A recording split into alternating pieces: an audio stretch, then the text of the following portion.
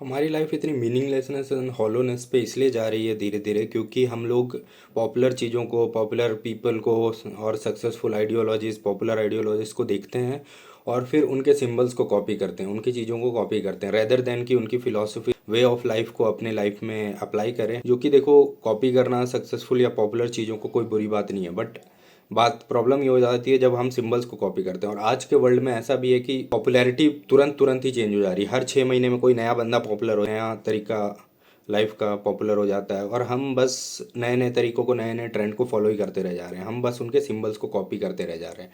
हम कभी डीप झांक नहीं रहे हैं और देख नहीं रहे हैं कि ये चीज़ मेरे लिए मीनिंगफुल है या नहीं है। देखो, जैसे लग्जरी ट्रैवल का एक अपील है, तो तुम्हें लगता है कि तुम भी वो चीज़ करोगे, सेम चीज़ करोगे, तो समाज तुमको भी उस लेवल का इज्जत देगा, तुमको भी ज़िंदगी में मज़े आ जाएंगे एकदम बिल्कुल ही। बट इस चीज़ का अपील ही ये है कि उसके पास इतना डिस्पोजेबल इनकम पड़ा हुआ है कि उसको फ़र्क नहीं पड़ता कि वो एक दिन के 20,000 रुपये पे कर रहा है या एक दिन के 5,000 रुपये पे कर रहा है किसी होटल में रहने के लिए।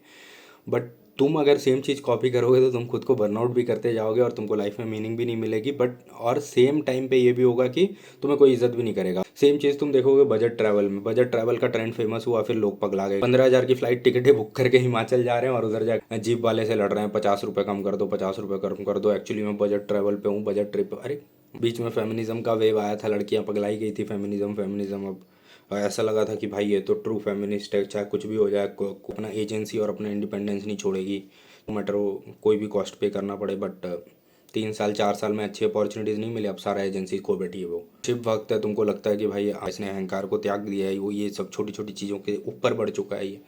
पर उसको इसी बात का सबसे ज़्यादा अहंकार है कि वो शिव भक्त है। कोई कृष्ण का भक्त है, वो कृष्ण के कोट डालता है, श्लोक्स डालता है, तुमको लगता है भाई इसने गीता पढ़ी होगी, इसने ये फिलॉसफी का इसको ज्ञान होगा, ये अपने इमोशंस को कंट्रोल करके भी सही डिसीजंस ले सकता है, सही गलत के बीच बीच में फ़र्क पहचान सकता है। नहीं, कुछ नहीं पहचान सकता वो। उसने उसको आइडिया भी नहीं है गीता में क्या क्या फिलोसफीज़ की बात होती है और क्या है एथिज्म, ये वो प्रमोट करते हैं। बट तुम्हें लगता है कि हाँ, इसका साइंटिफिक टेम्परामेंट डेवलप हो रहा होगा, इसका रैशनैलिटी डेवलप कर रहा होगा, ये सब तुम देखते हो कि कुछ भी नहीं कर रहा उसको। हम अगर सिम्बल्स को कॉपी करते जाएं और सोचें कि समाज हमारी इज्जत करेगा या फिर हमको इंटरनली भी फुलफिलमेंट मिलेगी, तो नहीं मिलेगी। तो जब तुम्हारा ये डिस्कनेक्ट रहता है, अब तुम बाहर तो फेक आउट कर रहे हैं बट तुमको पता है कि तुम फेक ही कर रहे हो, तुम रियल में, तुम्हारी कोई मीनिंग नहीं है। और फिर तुम्हारे आजू बाजू क्लोज रिलेशनशिप वाले लोगों को भी पता है कि तुम फेक ही कर रहे हो, तुम्हारा इन चीज़ों से कोई रिलेशनशिप नहीं है, तो कोई तुमको इज्जत नहीं देने वाला। जो ऊपर ऊपर की इज्जत और अट्रैक्शन मिलने वाली है इंस्टाग्राम पे या दूर दूर के लोगों से, उससे तुम्हारी लाइफ और मीनिंगलेस और हॉलोनेस की तरफ ही जाएगी।